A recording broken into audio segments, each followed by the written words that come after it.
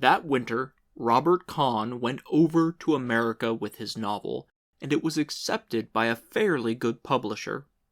His going made an awful row, I heard, and I think that was where Frances lost him, because several women were nice to him in New York, and when he came back, he was quite changed. He was more enthusiastic about America than ever, and he was not so simple, and he was not so nice. The publishers had praised his novel pretty highly, and it rather went to his head. Then, several women had put themselves out to be nice to him, and his horizons had all shifted. For 4 years, his horizon had been absolutely limited to his wife. For 3 years, or almost 3 years, he had never seen beyond Frances. I am sure he had never been in love in his life. He had married on the rebound from the rotten time he had in college, and Frances took him on the rebound from his discovery that he had not been everything to his first wife. He was not in love yet, but he realized that he was an attractive quantity to women, and that the fact of a woman caring for him and wanting to live with him was not simply a divine miracle. This changed him so that he was not so pleasant to have around. Also, playing for higher stakes than he could afford in some rather steep bridge games with his New York connections, he had held cards and won several $100s. It made him rather vain of his bridge game, and he talked several times of how a man could always make a living at bridge if he were ever forced to. Then there was another thing. He had been reading W.H. Hudson. That sounds like an innocent occupation, but Kahn had read and reread The Purple Land. The Purple Land is a very sinister book if read too late in life. It recounts splendid imaginary amorous adventures of a perfect English gentleman in an intensely romantic land, the scenery of which is very well described. For a man to take it at 34 as a guidebook to what life holds is about as safe as it would be for a man of the same age to enter Wall Street direct from a French convent, equipped with a complete set of the more practical Alger books.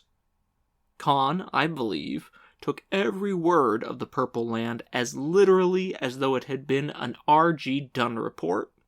You understand me, he made some reservations, but on the whole the book to him was sound. It was all that he needed to set him off.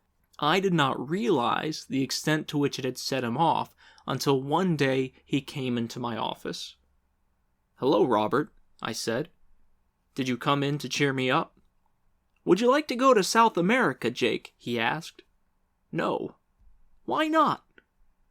"I don't know. I never wanted to go. Too expensive.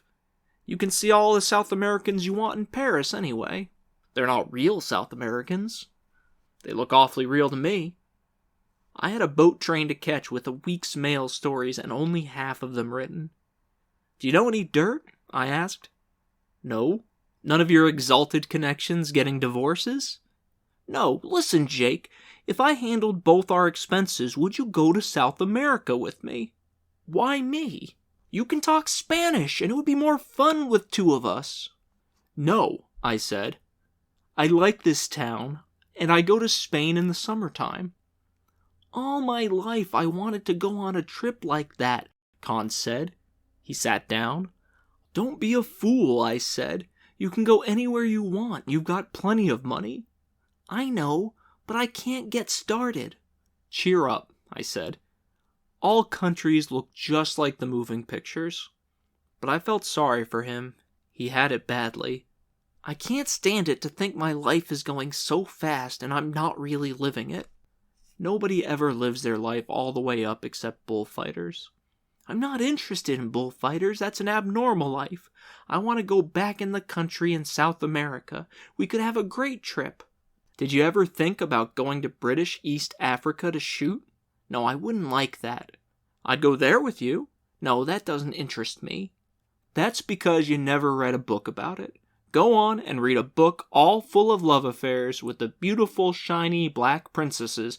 "I want to go to South America." He had a hard, Jewish, stubborn streak. Come on downstairs and have a drink." "Aren't you working?" "No," I said. We went down the stairs to the cafe on the ground floor. I had discovered that was the best way to get rid of friends. Once you have a drink, all you had to say was, "Well, I gotta get back and get off some cables," and it was done. It is very important to discover graceful exits like that in the newspaper business, where it is such an important part of the ethics that you should never seem to be working. Anyway, we went downstairs to the bar and had a whiskey and soda. Con looked at the bottles and bins all around the wall. "This is a good place," he said. "There's a lot of liquor," I agreed. "Listen, Jake," he leaned forward on the bar. "Don't you ever get the feeling that all your life is going by and you're not taking advantage of it? Do you realize you've lived nearly half the time you have to live already?" "Yes, every once in a while." "Do you know that in about 35 years we'll be dead?" "What the hell, Robert?" I said. "What the hell? I'm serious." "It's one thing I don't worry about," I said. "You ought to." "I've had plenty to worry about one time or another. I'm through worrying." "Well, I want to go to South America." "Listen, Robert, going to another country doesn't make any difference. I've tried all that. You can't get away from yourself by moving from one place to another. There's nothing to that. But you've never been to South America. South America, hell! If you went there the way you feel now, it would be exactly the same. This is a good town. Why don't you start living your life in Paris?" "I'm sick of Paris. I'm sick of the Quarter." "Stay away from the Quarter. Cruise around by yourself and see what happens to you." "Nothing happens to me.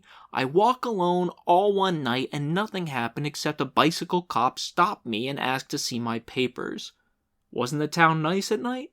"I don't care for Paris." So there you were.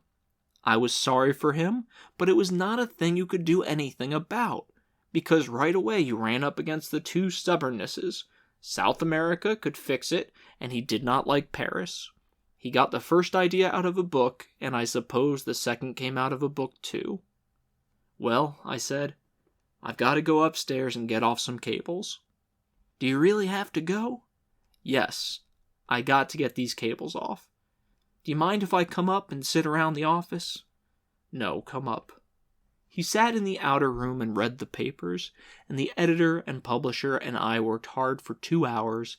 Then I sorted out the carbons, stamped on a byline, put the stuff in a couple of big manila envelopes, and rang for a boy to take them to the Gare St. Lazare. I went out into the other room, and there was Robert Kahn, asleep in the big chair. He was asleep with his head on his arms. I did not like to wake him up, but I wanted to lock the office and shove off. I put my hand on his shoulder. He shook his head. "I can't do it," he said, and he put his head deeper into his arms. "I can't do it. Nothing will make me do it." "Robert," I said, and I shook him by the shoulder. He looked up, he smiled and blinked. Did I talk out loud just then? Something, but it wasn't clear. God, what a rotten dream. "Did the typewriter put you to sleep?" "Guess so. I didn't sleep all last night." "What was the matter?" "Talking," he said. I could picture it. I have a rotten habit of picturing the bedroom scenes of my friends. We went out to the Café Napolitain to have an aperitif and watch the evening crowd on the boulevard.